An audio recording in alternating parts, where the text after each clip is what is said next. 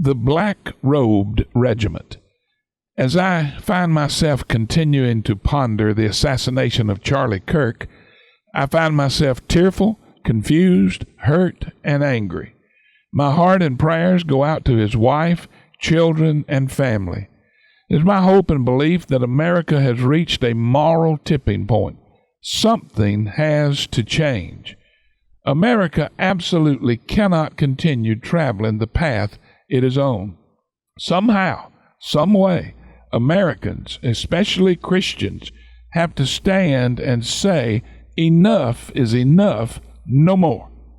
I'm not sure how this is fleshed out, but I believe that through Jesus Christ, in whatever spheres of influence we have, we must start taking a stand and pushing back.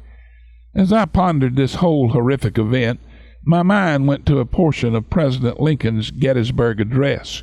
As Americans, especially Christians, we must, absolutely must, embrace what Lincoln said. He said, "It is rather for us to be here, dedicated to the great task remaining before us, that from these honored dead we take increased devotion to that cause for which they gave the last full measure of devotion, that we here highly resolve that these dead shall not have died in vain, that this nation under God shall have a new birth of freedom, and that government of the people, by the people, for the people, shall not perish from the earth. God help us." As I continued praying and pondering, God began to impress upon me that I should use the resources He has blessed me with to encourage people to seize the moment, carpe diem, and not let it pass us by. We have a window of opportunity before us, unlike any I have ever witnessed in my lifetime. Again, we all have a sphere of influence, and it is time we begin to use that influence by saying, in a firm, decisive, resolute, but peaceful way, enough is enough, no more. As I pondered what I could do, God reminded me that He has blessed me with column space in newspapers, and He's blessed me through social media outlets, through Fresh Fire Ministries, including this podcast that you're listening to. And He has also blessed me with the opportunity to be in many pulpits around our area.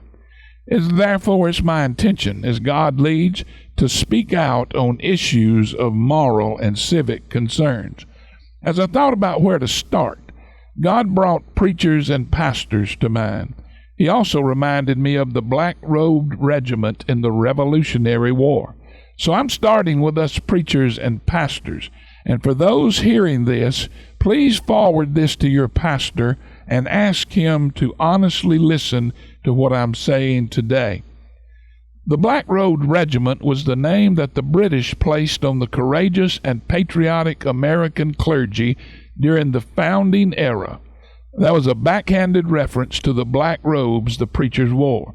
Significantly, the British blamed the Black Robed Regiment for American independence, and rightfully so. For modern historians have documented that there is not a right asserted in the Declaration of Independence which had not been discussed by the New England clergy before 1763.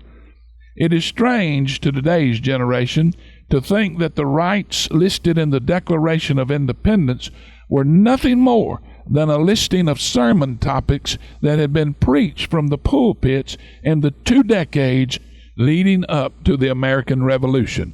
But such was the case. But it was not just the British who saw the American pulpit as largely responsible for American independence and government. Our own leaders agreed.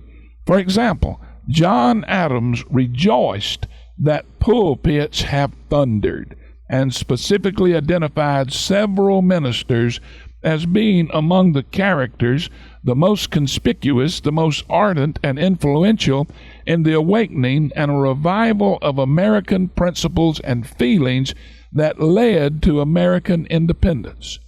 If Christian ministers have not preached and prayed, there might have been no revolution as yet, or had it broken out, it might have been crushed. The ministers of the Revolution were bold and fearless in the cause of their country. No class of men contributed more to carry forward the Revolution and to achieve our independence than did the ministers. By their prayers, patriotic sermons, and services, they rendered the highest assistance to the civil government, the army, and the country. And I want to credit wall builders for contributing to this devotion. My message today is simple. Regarding the wickedness that has engulfed our great nation, pastors, let's stand together, just like the Black Robed Brigade, and say, enough is enough, no more. Let us not miss the moment that is set before us, and without apology, let's let our pulpits thunder.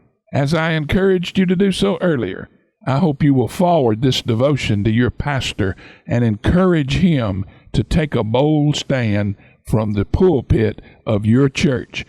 Encourage him. He's going to need it. Lord, I pray today that you would use this devotion to begin to convict the hearts of your preachers, God-called preachers, to stand in their pulpits and say, enough is enough, no more. And Lord, that they would begin to let their pulpits thunder, preaching against these things that have come up, Lord, that are sinful, wicked, vile, and ugly. And God, help them to boldly proclaim, enough is enough, no more. We surrender no more territory to Satan. But Lord, also give them hearts of love, that they would with compassion preach this strong, resolute message that needs to be heard from our pulpits today. And I ask all of this in your name.